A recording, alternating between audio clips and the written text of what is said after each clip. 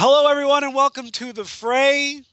There's a show tonight, and we're holding a show because I'm celebrating. Finally, my letter writing campaign has paid off. Ben Affleck will be Batman. It's like a wet dream come true for me. We're celebrating by having an episode of the Fray. My name is Derry H. Thank you for joining us. Uh, the Fray is a roundtable discussion, completely unscripted, completely uncensored, about fighting games and the people who play them, featuring a rotating cast of characters, luminaries, and Illuminati from across the fighting game community. Tonight's special guest, joining me from the East Coast. He's one of the masterminds behind the Fall Classic, which you can find out more about at tfctournament.com. You can follow him on Twitter at twitter.com/sjcage. It's Sweet Johnny Cage. John Gallagher, how are you doing? Good, Derry. How are you? Good. Thank you for joining us tonight. Also from the East Coast, I believe, right? Yeah, I think so. Uh, he his description. He works on new tech for the FGC. He dabbles in lots of stuff. Right now, he's currently involved in helping promote the Fall Classic. You can go to oneframelink.com to learn more about how you can vote on which games will receive bonus prizes at the Fall Classic, sponsored by One Frame Link. You can follow this gentleman on Twitter at twitter.com/oneframelink. John from One Frame Link, how you doing? It's Nick, but Nick, I'm sorry, my bad. I'm looking at thanks for people's having names me and on. all this. Yes, Nick from One Frame Link. I'm sorry. John's the other guy. Yes, and then also it's like an all East Coast panel tonight. What the crap? Uh, from the East Coast, you can follow his work at holdblacktoblock.com. And then you can follow him on Twitter at twitter.com/thebesteban, BESTEBAN. It's Esteban Martinez. How are you? Hi, how you doing, guys? Good. So the All East Coast panel comes in tonight to talk about interactivity in the community. And I know that some of you might have read our promotional tweets going into the show and kind of wondered what we were talking about. It's a nebulous topic. But on previous episodes of The Fray, we have spoken before. Usually when we get into a discussion about quote unquote esports, we talk about players and their need to produce interactive content. We talk about how players should be streaming more. We talk about streams in general. We talk about YouTube, and Arturo makes a CPM joke. But all that conversation boils back down to this one centralized idea of interactivity. And for those of you guys who have been living under a rock for the last 30 days or so, Salty Bets, which started life as a script bot in Twitch channels where you could use the service and you bet your salty bucks on matches at majors for fun, has become an overnight phenomenon, getting talked about on MTV.com and other places, and is drawing in more viewers on average with Salty Bet's Dream Casino than most fighting game content does, period. Outdrawing guys like Level Up and Team Spooky, and yes, I Play Winner. On average, 7,000, 8,000 viewers a night at this point. Let's talk a little bit. I know, Nick, you were involved with Salty Bet. Why don't you give us a little bit of insight into the tech that goes into Salty Bets, and tell us a little bit more about Salty Bets. So I didn't work on code specifically, but I've spoken with Salty a number of times. Like there's a chat that John, myself, and a few other people participate in, like fighting game people. Nothing like super Illuminati or anything like that, just bullshit day to day.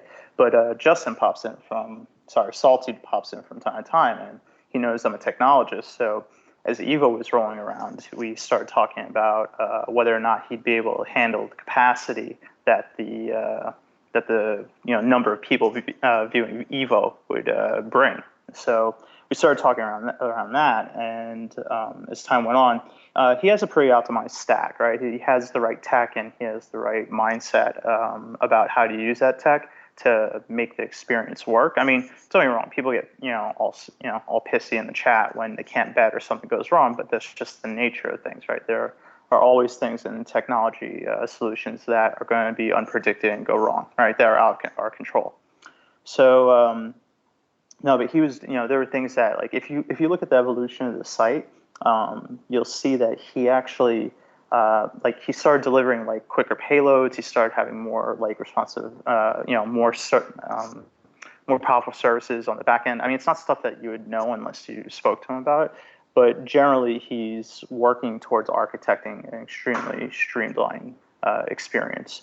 I mean, I could go into the details about the tech, but I really don't like tech, but I don't think anyone really cares about it. I mean, basically, it's nothing horribly complex in terms of like technology, right? I mean, it's like there's interactivity on the front end. So you have JavaScript, HTML, you have the Twitch embed, and you have a database on the back end. I mean, it's more complex than that, but in reality, that's really what it is. It's just a matter of like, it's really the idea, right? So he came upon, he's like, all right, let's form this thing around, betting on FGC events. And then he started doing other events, right? He started doing like some of the UFC stuff.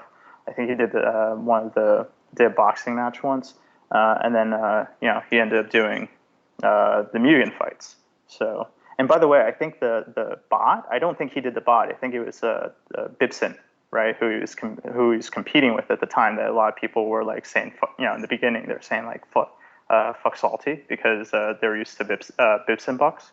But it seems that Bibson kind of like just gave up on that, because I think a lot of the competition from Salty was integrating a lot of the ideas that he was coming up with, or that's what people are saying, I should say, and integrating them fast. So that's kind of the story that I know. And we see him every once in a while in the chat, and I talk about optimizations to the site, and he's also very protective about exactly what he does, which is fine. But he's also, like, if you notice, for example, they used to have player names on the betting buttons. They don't have that anymore. That is to prevent people from scraping match data to use in betting bots to accumulate salty bucks. So that's just to show you how popular and how badly people want to win at this or get ahead in this. And that's a speaking of tech, by the way, before I go any further, Twitch has taken the shit on us for the last 2 weeks, or the last 2 shows. So if you guys are watching the live stream at twitch.tv/iplaywinner, and thank you if you're tuning in, you can always, in case the stream goes down, you can catch our simulcast at youtube.com/iplaywinner, speaking of tech. But that last bit is actually really what we're talking about tonight with regard to interactivity and just the popularity of something like Salty Bucks, where or Salty Bets, I should say, where this thing has just skyrocketed overnight. People are going ape shit about this thing. I see people posting on my Facebook feed all the time, people who aren't even really into fighting games. I saw a guy that I went to high school with who he only ever posts pictures of his baby and their vacation photos, and then all of a sudden for the last 2 weeks, all he posts on Facebook is always bet on waifu, always bet on DBZ. So this thing is growing in popularity. Esteban, you're a guy who works in content, has worked in content with the fighting game community for the last year or so, publicly and widely, but for a while now. Do you have any insight personally as to why you think Salty Bets is so popular out of the gate? I think the main reason why Salty Bets is so popular out of the gate, besides the like inherent like random nature of Mugen, especially with the way he's got it set up right now, is that there's the interactive element to Salty Bets. No major, no local, no weekly before Salty Bets, and even by extension, Bibson really gave you anything to do. You were always just watching. It was always a one-sided interaction, and you would just sit there, watch, and whoever won, you'd clap for him, then you'd go home at the end of the day. But when these bots came around and when these programs came around to let you bid, even though it was fake money and even though there's nothing really on the line, it adds another step. It lets you feel like you're doing something, lets you feel like you're a part of something, and it includes you. And once people start to feel included, then they're like, all right, this is awesome. We're going to keep doing it. And then when the Mugen fight started, like it went to a whole nother level. And I think that when you take that random factor, and the craziness of just Mugen sprites and Mugen character and the Mugen engine itself. And then you add that ability to let people be like, oh, who do you think is going to win? Vote here, put your money on the line, put your money where your mouth is. And you combine those two aspects of those, you get really something, you get salty bets, and you get, right now, I think it's like close to 7,000 people are watching it as we're talking right now. And that is, that number has held up in the thousands when there's nothing going on. Even just like, a Tuesday at 9:00, 2,000 people are watching two imaginary characters beat the hell out of each other and pretending to bet fake money. So that says a lot about the power of salty bets and the power of including your audience, not just to watch something, but to also become a little bit of a part of an event. John, you're a guy who's been involved with the community for a long time. Back, some of us, you can look at the community as it is now, and you can almost divide it up into 3 or 4 generations. You have the OGs, you have guys like Watson and Choi and Valle, and then you have like a second wave of guys who came in during the CVS2/MVC2/ Third Strike days. And then you have a third wave of guys who've come in with the Street Fighter 4 and MVC3 and streaming and things like that. Right. Speaking as a guy who comes from that second wave, from the first 2 generations being primarily based in arcades. Mm-hmm. A lot of the interactivity that we're talking about, we're talking about chat, we're talking about Twitch. This is stuff that's decidedly quote unquote third wave. Mm-hmm. Do you think that maybe this was something, because if you look at a lot of the content that's getting created in the FGC, or a lot of the guys who are out front with, for example, Valle with Level Up and Spooky with Team Spooky, a lot of those guys are, second wave, quote unquote second wave OG guys, but now we're starting to see content being created that is specifically targeting guys who were, hello, I'm from the internet, Yeah. Are you surprised at all the popularity, seeing that this is the content that's being tailored toward these guys? To be really honest with you, dude, I'm always super surprised. I may be from second wave, but I feel like I'm 50 sometimes. I never understood how Guard Crush could work on a Wednesday, even Next Level Battle Circuit. These weekday tournaments. I'm like, man, don't these people have to go to school? Don't they have jobs? But then I'm out at our local sessions every Thursday, unless, Chris Segley calls me up and asks me to be here. But I just never think that certain things are going to work. I think Salty Bet is great. And I really do, like Esteban was saying, there's that level of interaction that really brings people into, you're actually a part of it when you're betting, when you're in the chat. You feel like you're back in Chinatown Fair, and you're throwing $5 on a match between Yipes and Justin or something like that. And I feel like that's something that was really missing for a very, very long time in this third wave. But now with Salty Bets, I feel like it's back in a way, or as close as you can get on the internet for now. But I'm pretty surprised that it's working. But I mean, I'm a pretty poor judge at what should work and what shouldn't. Well, I mean, that surprise, that mentality. There's a lot of guys out there who come from that older generation, or older guys who started out playing, Street Fighter 2, Street Fighter 3. They've been the most vocal members of our community. They've been the guys who have the tallest platform. They have the most exposure. And so for a long time, it's been, screw stream monsters. And, I personally wrote, an article for I Play Winter not a couple years ago, basically saying fuck stream monsters. Mm-hmm. And yet here we are, and Salty's drawing in 8,000 views a night. John, how do you respond to people when people talk about that? The natural response for guys like us sometimes is to say, well, if you look at Salty Bets, it's not. Well, it's Mugen. It's a fighting game, but it's not a fighting game, right? Right. It's just computer. Right. Some of guys who are in the former camp might say, well, this is glorifying what we think is the worst element of of stream monsterhood, which is the casualness and sitting in your mom's basement forever, not going to events and not supporting the community. You're just sitting on Twitch all day long. Yep. You agree, disagree with that point?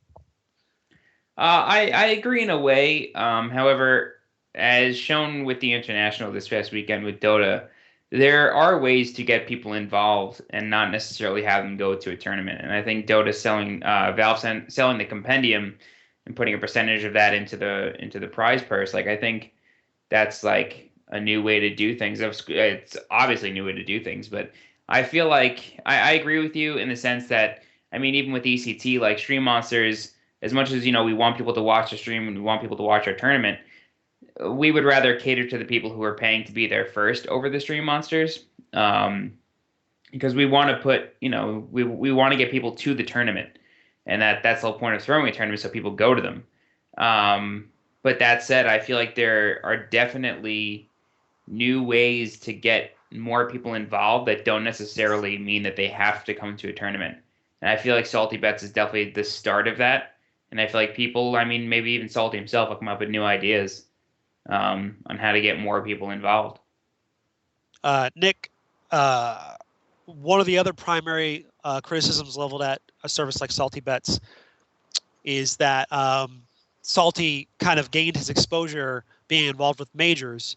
Now he has that exposure, and he's no longer covering majors. Now he has his niche carved out, and it's moving all the time, right? And John's talking about the positive effects that something like Salty could have on the fighting game community, bringing more casuals in. I talked earlier about casuals from my social media feeds being interested in fighting games because of Salty. But this criticism level at Salty revolves around the fact that he's developing this audience, but it's not even really feeding back into the fighting game community. It's basically, it's no longer the fighting game community, it's the Salty Bet community. How do you respond when you hear criticism like that? I mean, you're going to hate on someone for being successful? I mean, seriously, that's really, the crux of it, in my opinion. You have someone who, was focused on, this isn't a slight against Salty, but, was he really involved in the fighting game community, or did he see content where he said he could leverage that content to further his vision, right? Which is the casino, the betting, right? So, and then he went and did UFC. Does he owe UFC fans anything? Does he owe other fans anything? Yeah, so he took other people's published content, as he's entitled to do, because Twitch allows you to, just like YouTube, embed the feed anywhere you want, right, without repercussion. So, I'm sure as a content producer, anyone can embed the feed anywhere they want. You can't stop them, right? So, what does he owe anyone, right? I think it's just a matter of what he found to be the most compelling content first, and then he found more compelling content, right? The vision was about the process and the people and the betting. It wasn't about the fighting game community. And I don't think that's a bad thing. I just think that it was a matter of, it's how it evolved. You can't hate the guy for, the success that he's had, and for him coming upon this idea that engaged more people and more people outside the community. And if in any way, someone out there, like one guy out of the 8,000 who hasn't played fighting games before, says, you know what, I want to pick up, I'm going to get fucked for, sorry, excuse me, I'm going to get screwed for whatever game I say, but I'm going to go and pick up Street Fighter 4 or Marvel because I want to kind of know more about it. That's a plus for us, even if it's just one guy, right? Why are we complaining about that? Why would anyone complain about that? It's an irrational argument, in my opinion. Esteban, do you think there's an element of haterade being mixed up in the fighting game community amongst some of the old Salty dogs? They just they see Salty's success and they just want to hate a little bit? I think this is like less of a Salty Bets issue and more of like an actual community issue. It's like anytime somebody strikes it big, and I say big in quotation marks because like that's a relative, it's like relative, but when somebody does something and they make something for themselves in this community, it's like some people just they get mad. Other people get angry at you. They're just like, oh, you can't do that. That's not part of our thing. You got to keep doing what you were doing before. And it's like, at the end, content creators, and I do count Salty Bets as a content creator. Content creators, they don't really owe anybody anything. Like, if they want to take what they've made and put it to a different application, that's their right. But you shouldn't look at it, like, the community shouldn't look at it like a slight against them. Like, all of a sudden, because now Salty is not in the chats like it usually was, people getting angry, be like, oh, he's turned our backs on us. It's like, not really. If anything, he's helping grow. And a lot of people do that separation of like, oh, he's not part of the FGC anymore. But he's shedding more light on the FGC with where he came from and what he's doing. Like, what he's doing is at the core, not the gambling, of course, but the spectator sport, the fighting game as a spectator sport. He's doing this on a level that not even a lot of people in the community now are doing. Like, a lot of tournament organizers don't go to sites like Giant Bomb or Kotaku or IGN or the general gaming press and be like, hey, we're doing this and we average such and such views and we get this much attention. Maybe you should guys check it out. Salty wasn't even looking for that. He just kind of blew up all of a sudden, and sites like Giant Bomb and IGN and stuff like that found him. And through that has shed an even bigger light on us. So a lot of people are like, well, fuck Salty Bets because he's not in the FGC chats anymore and he does not part of us whatsoever. But by extension, he's helping the core fighting game scene get bigger and get more attention and more valuable attention outside of, the SRKs and the event hubs and the iPlay winners. I got to question that though, right? Like, how many, so if he's right now he's running a classic, right? A tournament, and he has about, I think, 6,000 last I checked. And he's averaging around 3 to 4 during the day now. I think that we're seeing a level.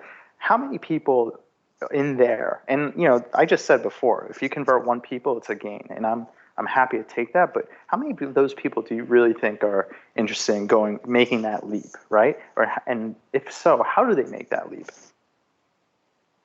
That's an interesting question. I don't know how that link is made, but I do know that switch of, hey, we're watching fake robots play fighting, and we put money on it, but I really think that when you take that interaction, like I said before, you take the interaction and the randomness, and you get that same thing. If you can somehow show in a way that when you take 2 live people and put them in a game where they're playing each other, like let's say Marvel or Street Fighter, I don't think that connection, that jump is too far. And I think that, there is a bridge that could be leveraged or built to help leverage those views to kind of transfer from event to event and to Salty and back and forth. I just want to throw this anecdote out there. When I was a kid, I had a metric shit ton of Matchbox and Hot Wheels cars. And I would buy them at the generic brand at the dollar store, like the value pack, like 50 cars for $1 or whatever. I had just boxes and boxes. And the reason why I had so many was because I was like 7, 6. I used to love to take them, and I would grab one car. I would sit on the floor of my bedroom, which was a hardwood floor. I'd take one car in one hand and one car in the other hand, and I would slam them together, basically. Push with my hands, let them automatically run into each other and have a head-on collision. And then whichever car flipped the other car first was the winner of the fight. And I would run these huge brackets between the cars to see who could go and flip over the most cars. I would do this by myself for hours.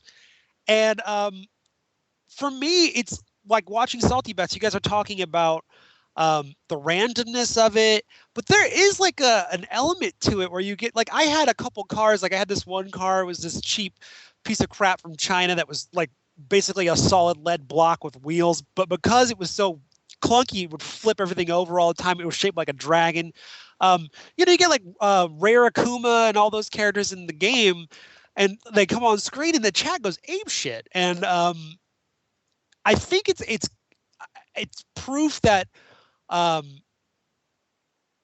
we talk a lot about Chris G on the show and how he's he's kind of shot himself in the foot in the past by not being more interactive with his fans, not having a regular stream, kind of being a little surly, not necessarily being, very friendly on Twitter, as a prime example.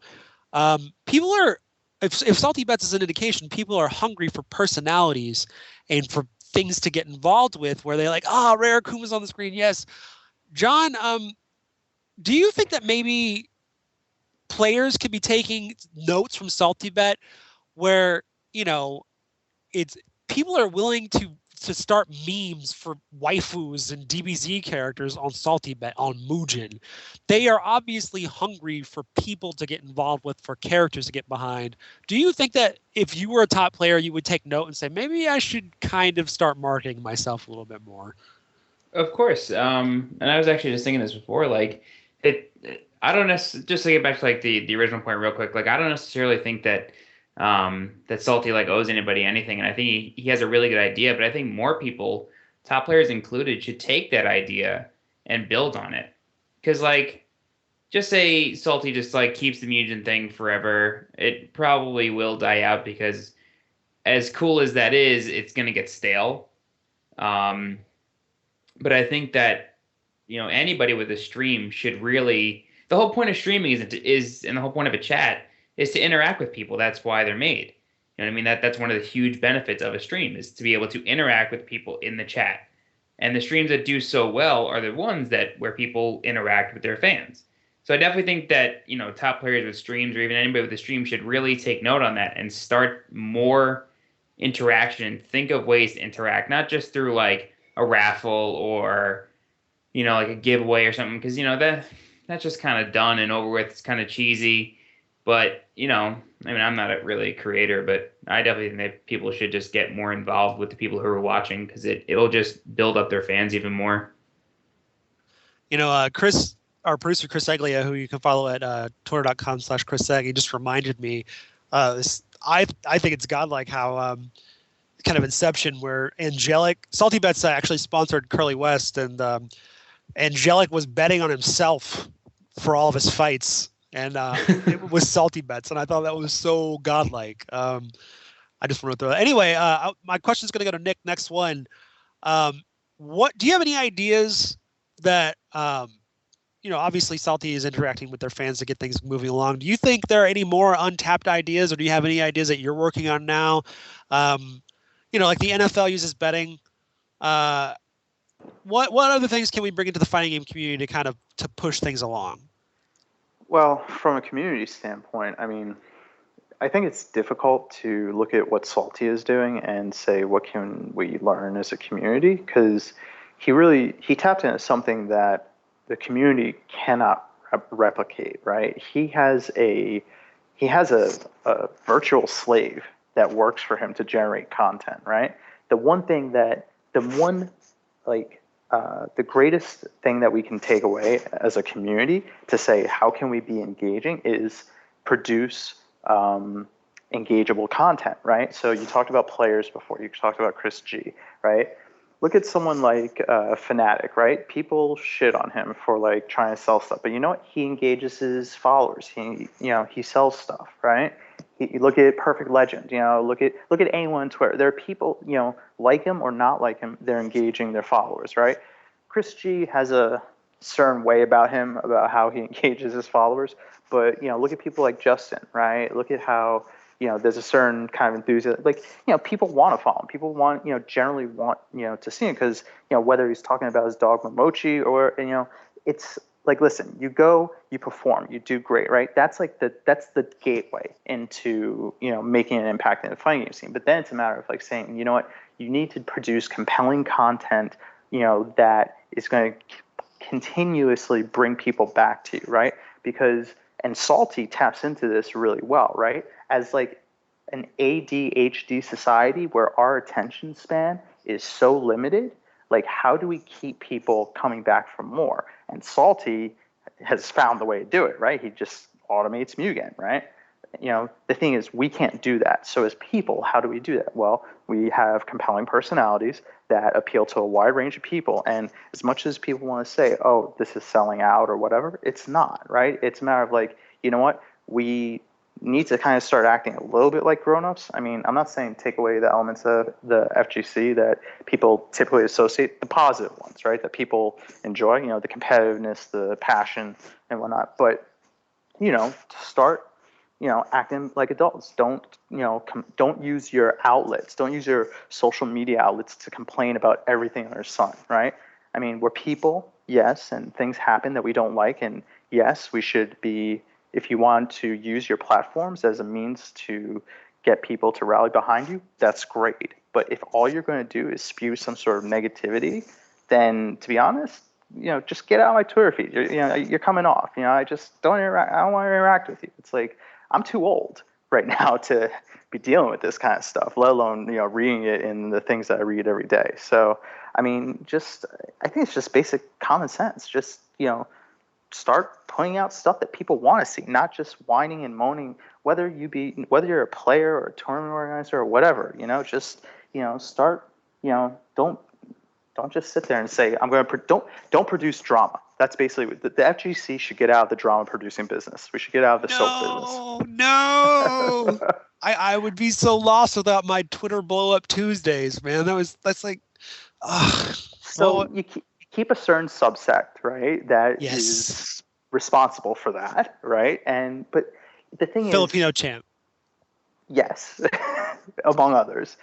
But do we really need the overwhelming amount of drama that we have on a almost hourly basis? I don't know. I think it's a good point because I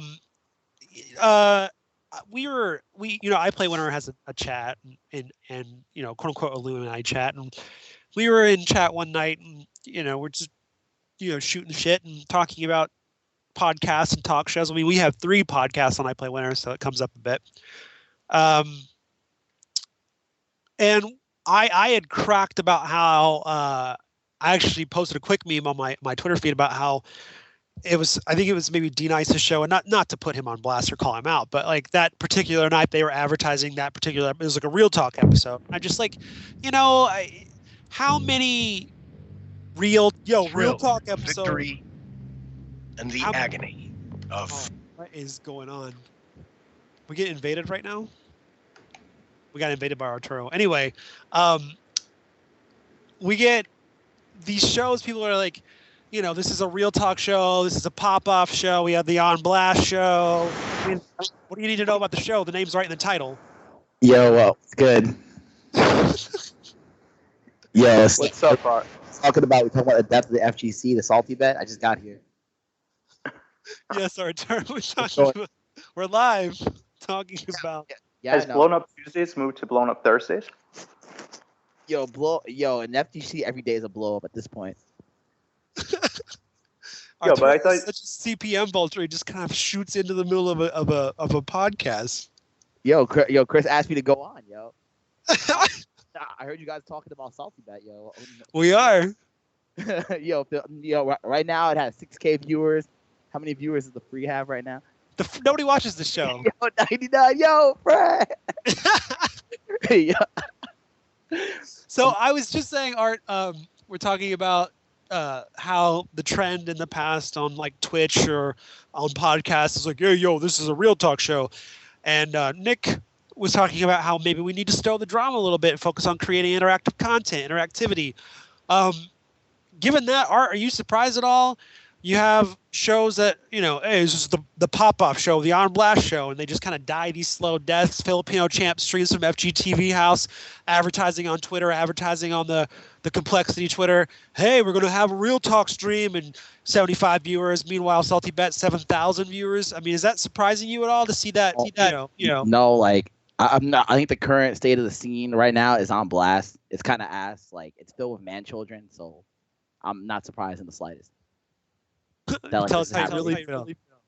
Yeah, I just did. That was as real talk as you're gonna get. So, I mean, I don't know. Like, it's kind of like a perfect storm because there's all this drama between TOs and top players. Like, so basically, like in a sense, it's kind of like the 1% of the FGC like fighting amongst each other. And like, I wouldn't be surprised if the viewers are just sick of it because like, who cares? They just want to see some matches, man. Give them what they want. And like that's what Salty Bet is. It's like 24/7 fun without collusion and drama. I totally get it. Good shit to him. Esteban, do you think maybe Art mute your mic? Art needs to normalize his mic. Okay, sorry. No worries. This better? Let's check. There we go. Okay, Esteban, do you think it's an indictment at all of Marvel that at this point, with all the Virgil crap and all the Morgan crap, Mugen is more hyped than Marvel? I'm still laughing at how Art just kind of swooped in and just kind of caused mayhem in the chat. But do I think that Marvel right now is as chaotic as Mugen or however you say it? It's that's a weird thing. There's nothing as chaotic as Mugen. It's just Mugen is let's make the craziest thing that we can ever make it completely unbalanced, more so than Marvel 3. Like if you think Ultimate Marvel 3 is imbalanced, look at like any character from Mugen, like Brawly, who can kill you in like 5 seconds, or Rare Kuma, where you don't even know what the hell is happening is on screen.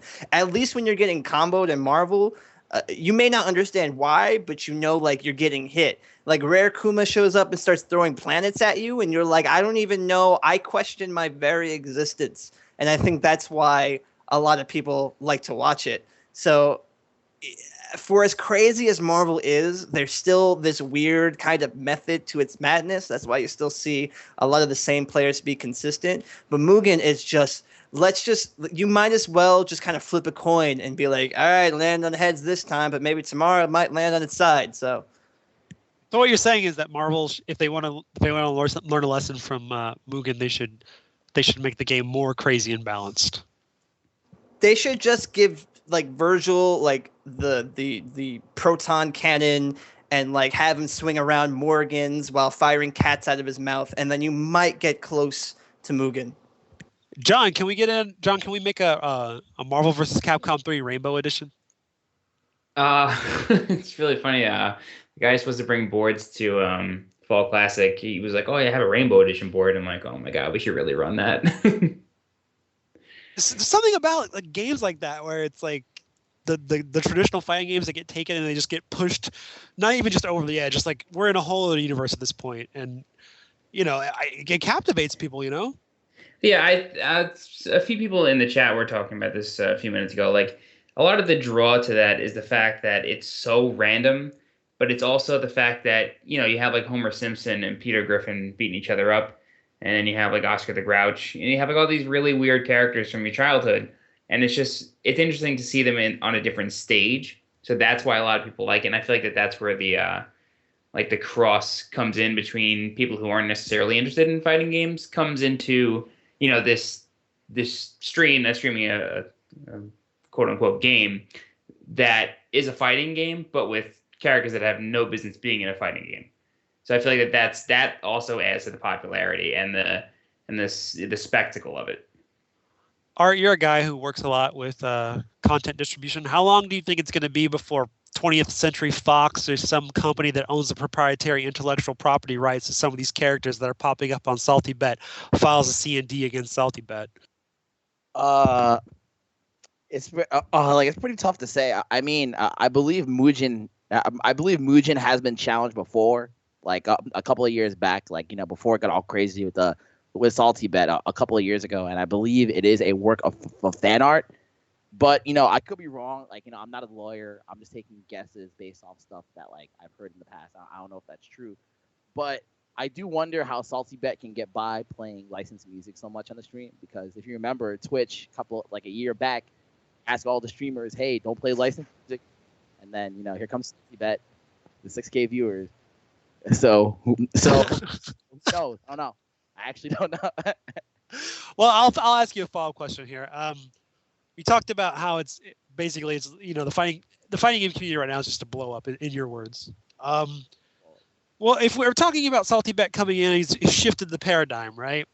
Do you think that it's a good thing or a bad thing? Do you think that this is something where Salty Bet's come in and shaking things up, and now streamers are looking like, oh shit, what is this and where did it come from?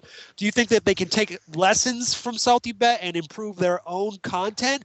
Or do you think that this is just like a harbinger of the end time and it's like, well, it's Salty Bet and Dive Kick and we're done, guys. I don't know what to say now. Like, do you think that we can make a change and learn from these interactive experiences that are community based, or is the traditional paradigm of go to a venue, stream a weekly, and you're all free now, is that just done?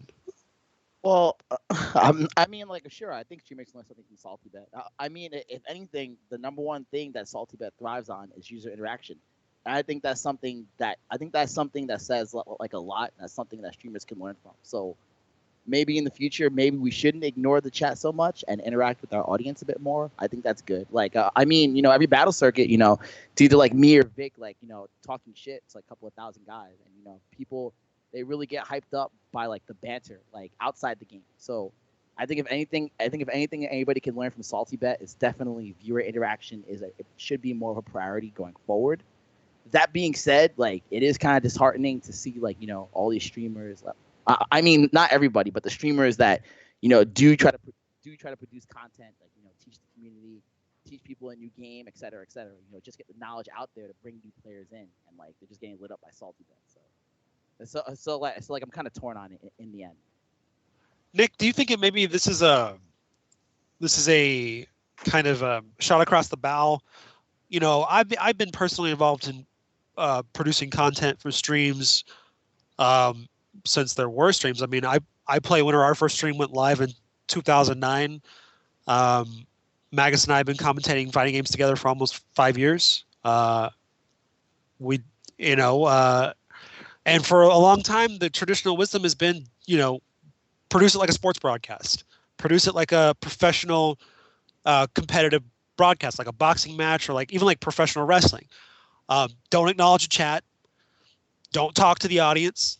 Pay attention to the product. Feature the product. Don't feature the audience. It's about, the competition, just like a professional sports outing or professional wrestling.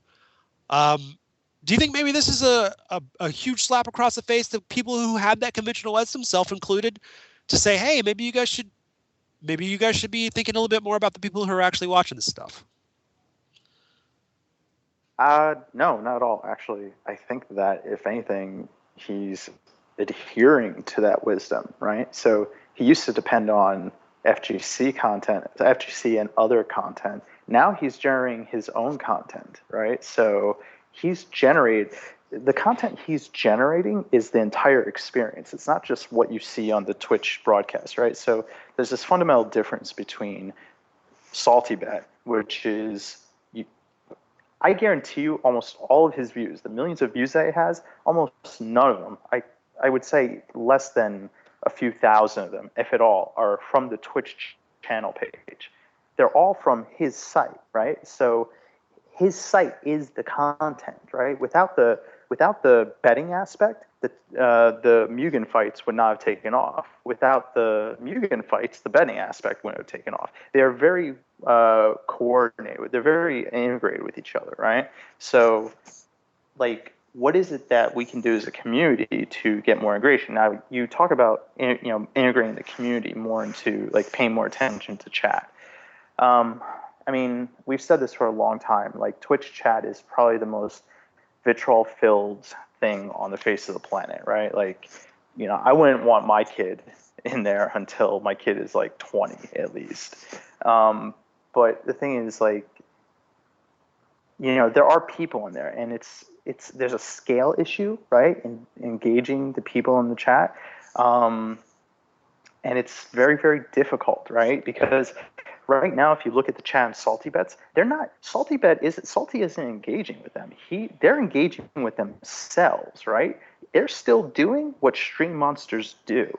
There's nothing different about what they're doing than what the Stream Monsters do when they're watching Next Level Battle Circuit, a major, etc. They're all interacting with themselves, with the exception, like Art said, of him and Spooky and other content producers who are going to engage during downtime or in between matches or whatnot. So I think it's the same model. It's that same traditional model. It's just a different bow, right? And he has a gimmick that integrates both things really well. And he said, hey, I mean, Art pointed this out, I think, on the GAF forums, and how quickly a sub button went up. Once he got once he had a published channel or whatever, a partnership on Twitch, right? So, he's monetizing very, very well, right? And it's just a matter of like he found a way to marry all these things. I don't know how much of that we can bring back to our events, right? To like, and I say FGC is our, right? Like, what else can we do, right? I mean, yes, we can try and engage our fan base more, and maybe that does mean doing it in Twitch, but what do you do at an event like EVO when you have, 100,000 people in chat? I mean, it just, there's no way to engage with all of them, right? They can't see your message, right? So I think what we do is we find the broadcast channel is important, but we find ways around the Twitch chat to engage with our fan base, right? So use things like Facebook, Twitter, right? Things that are more controlled, things that we can get better feedback, better metrics on, better information about the people who are watching and what it is that they want, because you don't get that information from the chat, but you do get that information, at least some of it, from other areas. What we need to do is start mining that information, start looking at it and saying, what is it that these people want? And then it's like any other thing. If you find out what they want, you start giving it to them, and you should see, success should follow theoretically, right? If you marry that with your product. That's an interesting point, and it's a point we're going to wrap with. I'm going to go around the panel, and Nick gave us his ideas and his thoughts on interactivity moving forward. Esteban, I want to hear if you have anything in mind, in the pocket, any idea moving forward, your idea to help interactivity with fighting game content. That's something I've been thinking about since I've gotten into this, like in the past year with doing Hold Back to Block TV and the site Hold Back to Block. It's a really tricky thing because the state of where things are, everybody wants to do the same thing that they've been doing in terms of, having a stream at a tournament, running the same type of, pool setup, running the same type of this and that. And I don't feel there's a lot of innovation, both at the event scale, both at the local scale, and as a third, like, as viewers don't really get anything besides entertainment. And that's a crazy thing to say nowadays, where people are like, well, entertainment should be the thing you get when you're watching a stream, but we're in the Twitter age. Like, you can't just, the buck doesn't stop there anymore. You really got to push things to the next level. What that is, I still got to think about it. I know a couple of people are kind of trying to figure out what that next level is, but I think sooner or later we're going to have to take, a page out of Salty Bets or a page out of something else, or just come up with some crazy idea to really involve the audience. Because if we don't involve the audience, we're not going to get much bigger. John, your thoughts on increasing interactivity in the fighting game community? I really like what Esteban closed with like somebody has to take a page out of Salty's book, and I'm kind of surprised. Man, I know it's been a very quick, rising for Salty, like past few weeks, maybe a month, but I'm surprised nobody's done it, like, again, as far as like making a fighting game centric or even like a competitive gaming centric type of Salty Bet thing. But I also like what Nick said, where we have to collect the data and then see what people want, or even just ask people, what do you want? Like, there's no problem outsourcing your ideas and simply asking, what do you as a stream viewer want to get out of it instead of just watching a tournament? And I mean, even back in the day when there were no streams and you just had sites like Denjin Video where they would upload, the Ranbats from Third Strike, and John Dangerous would just pull people out of the crowd and be like, hey, do you play World of Warcraft? What class are you? Just interacting with people. Like, it's been done before, and like even those interactions made me want to go to Family and hang out with those guys. I actually met Arlie at that in NEC like 7 years ago. But interaction is definitely important, and I mean, I'm not like necessarily an innovator. I'm more of a logistics person, but it's definitely something that needs to happen. I don't know, relatively soon, but I think people are just tired of the so-called blow-up streams. Like, it's kind of old. It's been done for like a year or two now. So I think, we've got to move on from that and really start figuring out new ways of entertainment for people. And Not last to but shamelessly plug anything, but Go- speaking of interactivity, right, John? Yeah, I mean, we have a voting, Twitter poll TSC. going for the Fall Classic. We have One Frame Link has generously donated $8,000 in bonus prizes, and 3,000 of that is up for grabs through a Twitter poll. And I mean, that has gotten everyone involved. I mean, it has over 4,000 votes, so 4,600 I think it's up to now. But it's not just it's not just players. I think we've had every single publisher put something on Twitter like, vote in this poll, vote for our game. I know for a fact we had Atlas, NetherRealm from Ed Boon and Paco, Peter and Taunts, Harada for Tekken. Markman was like giving away sticks for votes. Like, that's the way you interact with somebody. You vote for this, I will give you a stick. You know what I mean? Like, I know we're not all in those seats of power of having 15 sticks laying around our houses, but or working for that company. But we had Ono doing it, and like that's definitely a new thing to do that. And if you want to vote in that poll, just go to oneframelink.com and you can check it out. But it's I don't know. I think that was a really interesting thing that Nick came up with. Last but not least, Arturo Sanchez, your thoughts. I know you've been in that CPM lab. I know you've been working on that CPM tech. What are your thoughts on taking this to the next level?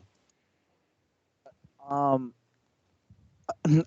it's very similar. Like my thoughts are very similar to what Esteban and what Nick said about data. You should definitely get more data, find what people want. I definitely think that when people watch streams, it's not so much like the matches per se. It's like, yeah, like, people come to watch the matches, sure. But I feel like that people watch these for the personalities. Like, like when you watch Next Level Battle Circuit, like, people want to see Spooky Rant. They want to see Lee Chung on the mic. They want to see Rush Hour. So I think people should try to develop themselves more as personalities, because I think that's bigger than any game or like genre per se. And also like another interesting thing that I noted that Nick brought up. He said that that with Salty Bet, the entire site, like the entire stream is linked into Salty Bet as a product. And I think that's really interesting, because one of the things I want to see is content producers, like, producing like their own content, right? Streaming it through Twitch or YouTube or whatever, and embedding it in a site. And then that way, you can sell people stuff. You can have like higher monetization options, things like that. I think Salty is the first person that's actually gone and done it. That's something that I would like to see more going forward. But I know it's not easy. It's not an easy thing.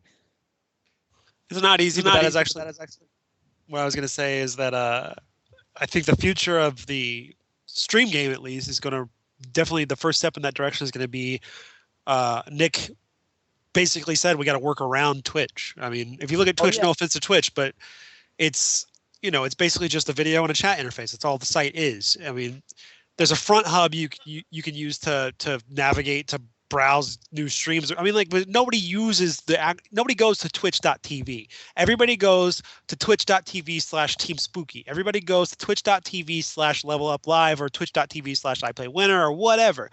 No one goes to twitch.tv.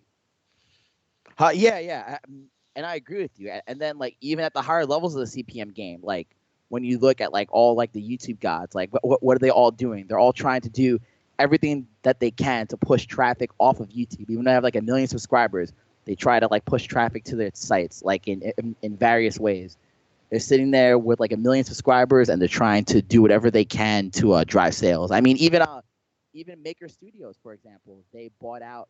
And like they're like balls deep in the CPM game. They bought out Blip.tv recently. So you can even see that even at the higher level, no matter what, it's all about getting the traffic on your own site, not like on a platform. All right, and with that, that's where we're going to wrap it for this week. I want to thank our guests. Nick from One Frame Link, you can follow at twitter.com/OneFrameLink and at OneFrameLink.com. Make sure you guys vote in the Twitter poll to see where are the 3,000 of only 3,000 of the bonus prizes. There's a lot more bonus prizes going around, but 3,000 of the bonus prizes at Fall Classic 2013 will be decided by your Twitter poll, and you can go to oneframelink.com and learn more about that poll. You get to decide where that prize money will go. And speaking of the Fall Classic, make sure you follow Sweet Johnny Cage at twitter.com/SJCage. And then you can learn more about the Fall Classic at tfctournament.com. It's all the major organizers and all the major organizers on the East Coast coming together to work on a tournament. It's going to come up in 3 weeks. Am I right? Oh, September 14th. We're doing. It's the 13th to the 15th. The 13th we have team tournaments going on at night. So it's like singles is still Saturday, but it is a 3-day thing.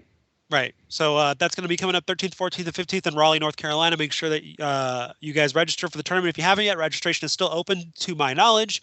And I think there are rooms still available for you guys to book. It closes August 31st, and there are still rooms, but we are running out very quickly. All right. So there you go. And you can learn more about the tournament at tfctournament.com. Thank you to Esteban for joining us. You can follow him at twitter.com/thebestabon, and then you can follow his work at holdbacktoblock.com and twitter.com/holdbacktoblock. And then last but not least, the CPM God himself, you can follow at twitter.com/nycfurby. And then Art, give us your YouTube channel address. It's youtube.com/FTC7. But since Salty Bet came on the scene, I am no longer CPM God. Pack it up. Clapboard film. Yep. All right, and that's a show. That's a show this week. Go Fray! I want to thank our special guest one more time, and in honor of the absentee Magus 1234, yo Fray.